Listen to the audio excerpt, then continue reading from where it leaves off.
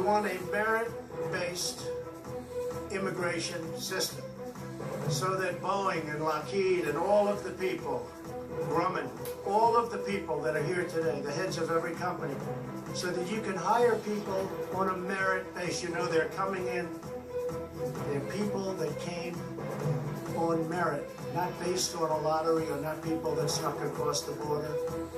And they could be murderers, thieves, and so much else. Donald Trump defends his hardline policy that separates children from parents when crossing illegally into the U.S. Trump says the United States cannot become a migrant camp. U.S. Attorney General Jeff Sessions has also defended the policy, but instead of laws, he has cited the Bible. And the issue is also getting attention from one of the largest Protestant churches in the U.S. The Southern Baptist Convention is a group that's well-liked by the Trump administration. U.S. Vice President Mike Pence delivered a speech at its meeting last week. But the group also passed a resolution calling for immigration reform that maintains, in its words, the priority of family unity. My next guest was there when the resolution was passed. Alan Cross is a Southern Baptist minister based in Montgomery, Alabama, and he joins us now from Washington. So, sir, thank you for taking the time. Can you walk us through why your group decided to put out that statement prioritizing family unity? Right, yes. Thank you for having me on. I think that the issue was being aware of what was happening at the border with family separation, with children being separated from parents, and there were pastors and church leaders who wanted to make a statement about that, about what the Bible says, about the priority of the family, and about the importance of children being with their parents, especially in traumatic situations and difficult times like is happening with so many migrants who are coming to the border, especially those seeking asylum, which is something that has been legal for people to do. And so when we began to hear that parents were being taken away from children in this type of situation, there was concern that just began to grow. Resolutions have to be submitted 2 weeks before the convention. So these resolutions and these statements had to be submitted to the committee before the news really erupted. But people were paying attention to this and they wanted to make a biblical statement about the priority of families and children. And so tell me what your opinion is of this, about this sort of unofficial family separation policy of this White House. Right. Well, I think the most important thing from my perspective as a Southern Baptist minister is that the church speak to what it believes about morality, about how we treat people. The Bible calls us to love our neighbor as ourselves. The Bible calls us to love the sojourner and to treat the sojourner as we treat the native born. Jesus spoke about this when he talked about loving your neighbor as yourself in the parable of the Good Samaritan.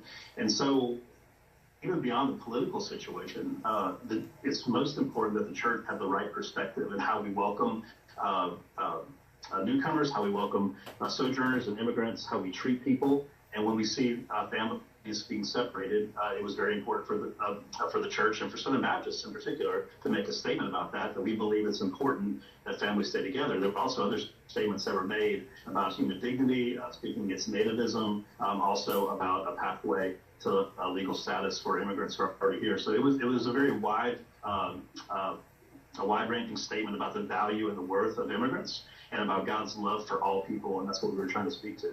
So what did you make of the Attorney General, Jeff Sessions, using the Bible to justify this policy on separating children from their parents? Well, the passage he used was Romans 13, which speaks to submission to authority and submission to the authorities of the ruling powers and the government. That passage was being spoken by the Apostle Paul to the church, which was a very small and a minority group at the time, that their role was to submit. It would not be appropriate for leaders to speak to the church and tell the church to submit in that way, even though we're supposed to. What we're supposed to do, especially in America, where we live in a democratic republic, and we all have the right to speak, we all have the right to express our opinions, which is what's being done, that we're able to speak into our governmental system from a prophetic and from a biblical perspective, and we say this is what we believe is right, this is what we believe is good, and so we're asking the government to consider these things. We're not inciting rebellion or any type of opposition, except for saying, please consider the plight of families, please consider the plight of these children. And so we thought that was very important.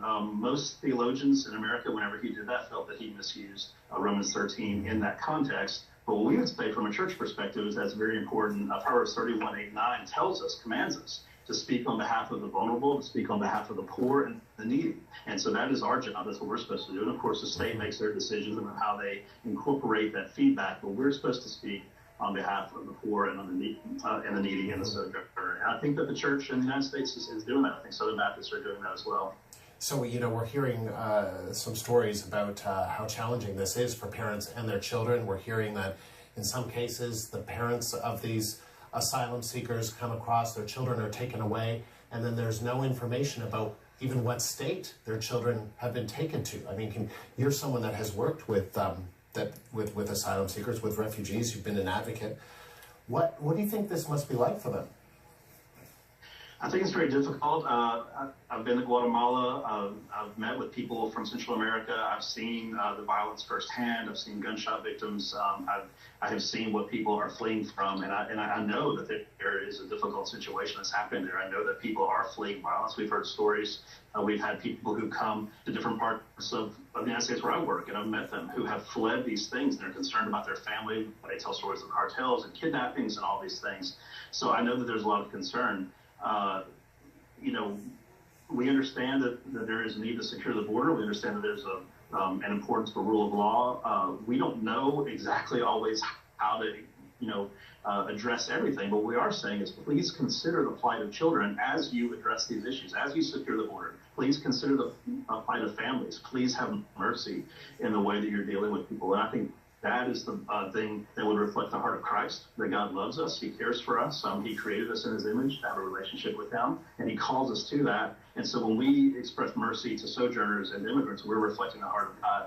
And that's what I think the church in America is saying, that as we fix this problem, and as we address these things, let's not forget the needs of children, of women, of people fleeing violence is really important. And so the church is speaking as a moral conscience in the United States at this point.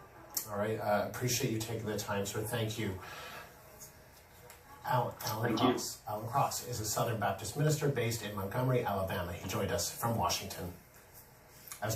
As Trump's administration takes hits today for holding child migrants away from their parents, Canada has been dealing with its own influx of refugee families. So what is our policy on children of asylum seekers?